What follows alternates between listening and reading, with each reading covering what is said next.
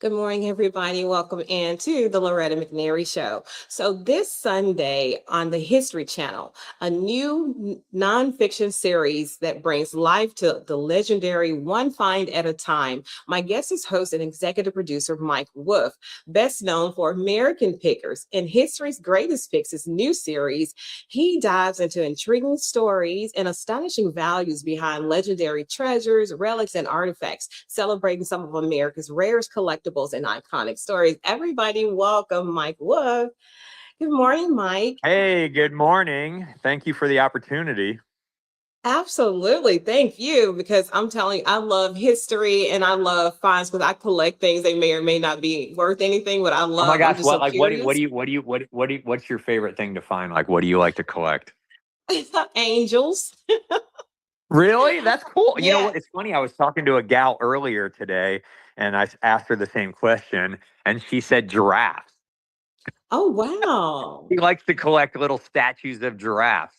And she was telling me why. Nice. So tell me why you collect angels. What about Because them that it's so peaceful to find one and the beauty, and they all are so different, kind of like humans, right? So, and Yeah, they're at the yeah. most peaceful state, so you don't get attitude or anything like that. So I love Yeah. angels and I love red birds and the Eiffel Tower.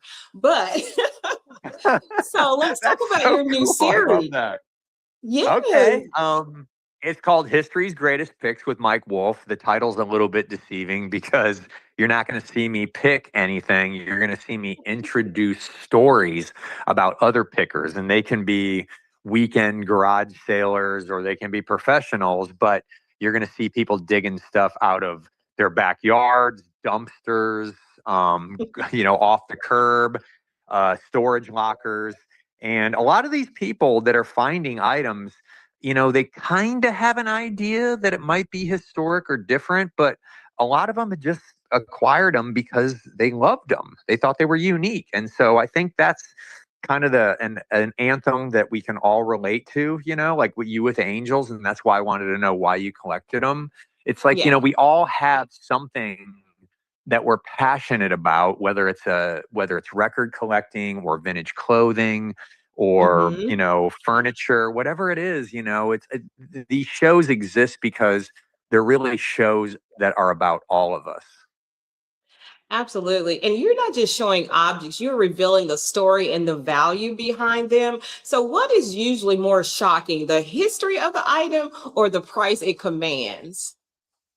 Well, to be honest with you, you're going to be shocked three different times on a lot of these stories because one, I introduced the person that found it, and then you're going to hear about how they found it, which is shocking, and then you're going to hear about the history of it, which they discovered as well, which is shocking, and then you're going to hear about the number at the very end. That's the cool thing about this show is it covers everything from A to see, because like on American Pickers, you've seen us buy stuff out of barns and we're digging in chicken coops and everything and we're buying things, but we don't ever show the value of it. Like, what did it actually realize? What did it bring? And so that's why I like this show, because it answers all of those questions. And then obviously the big one at the end, the number. Yes, the number. Of course, for the person that's collecting it, like I like old books too. I have this book called, and it was when I was like in kindergarten, and that just tells you it's like decades and decades old. It's called Johnny Uh, Cake Ho, and it's about this cake that rolls all over the place and introduces new things. So, and when I say that book has to be 50 years old, it's 50 years old or more, or more. So, I love that. yeah, and it's still in great condition too. So the show promising some surprising new details about legendary artifacts and collectibles that have changed hands and value over the last 50 years. So what has changed most in the collectible world? And again, I keep wanting to ask you about the money or the meaning because it's valuable to me already. I love it. But then if you tell me it's worth like $50,000, oh my goodness, would I part with it? Would I sell it? Well, That's here's the tough. deal, I mean, when collectors, start acquiring things, and then all of a sudden you have a house full of them, even though you paid $5 and $2 and $100, all that stuff adds up, and all of a sudden you're like, wow, I have $100,000 worth of stuff here. So you have to at some point think about what you're doing as an investment, not necessarily that it drives you, but it has to be looked at that way when you start having that much invested. I think that people are always interested in the number, and they're always going to be, but to be honest with you, like, when a lot of people that watch my show, American Pickers, and have for years, they don't collect anything. They don't collect anything. They just love the story. They love the travel, and they love the voyeuristic aspect of like being in someone's attic and opening boxes and drawers and stuff. I think this show, we do a good job of a little bit of a reenactment. But to be honest with you, with the other experts and myself, we're kind of guiding the viewer through the piece of like, hey, obviously this is significant, but let's get into the details, like the marrow of why it is.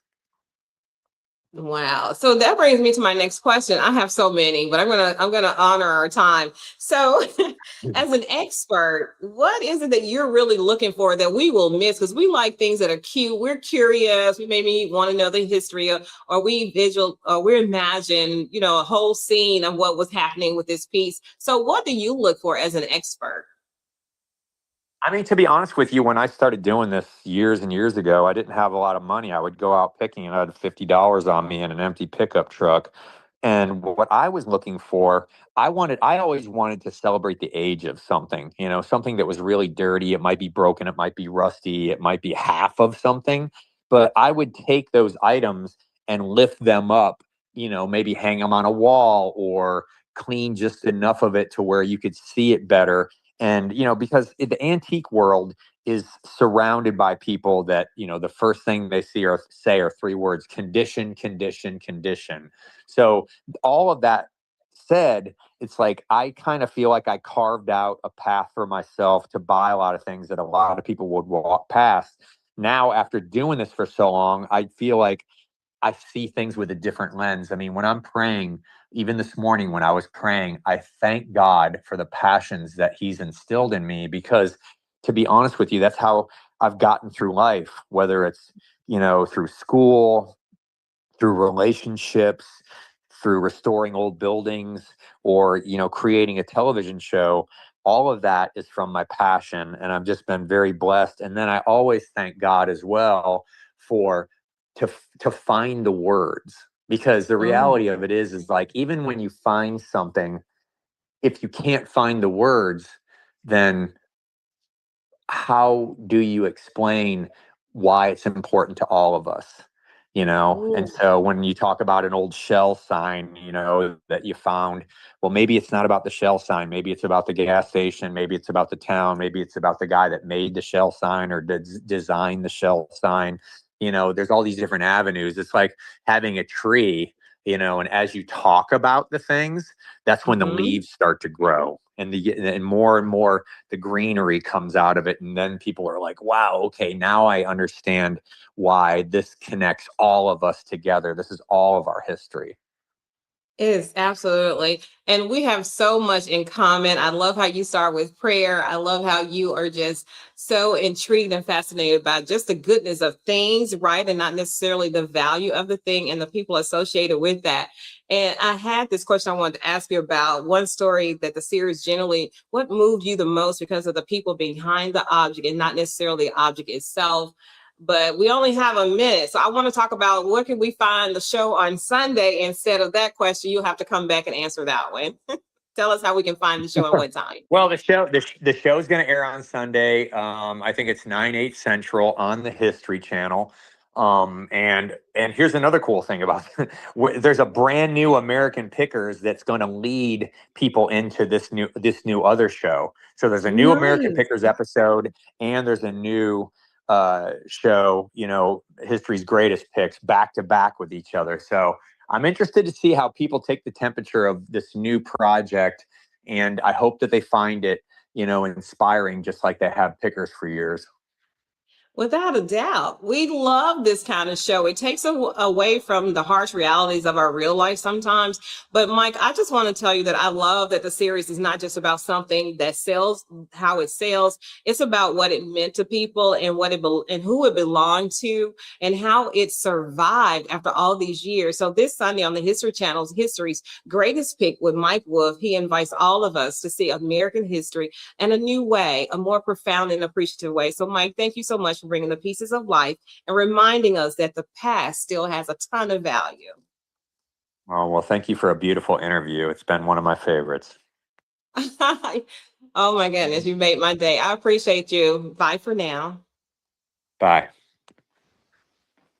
All right, everybody. He has to leave us and hopefully he will be back. I hope you enjoyed this segment. You know, you can't like put me in a box and say that this show is about that or this show is about that or this kind of guest. We are about things that can help inspire us, educate us, inform us, bring some light in the darkness, right? And encourage you not only to watch my show, but to also pursue your dreams and your goals. Because guess what? You're somebody's role model. Somebody is being influenced by the things you do, the words you say, and how you handle life. So don't forget that. And just because you're going through doesn't mean that's who you are. You're going through it, right? That means you're going to get on the other side. So that's my time for now. Think positive, dream big dreams, help someone along the way, and beloved, live like you believe.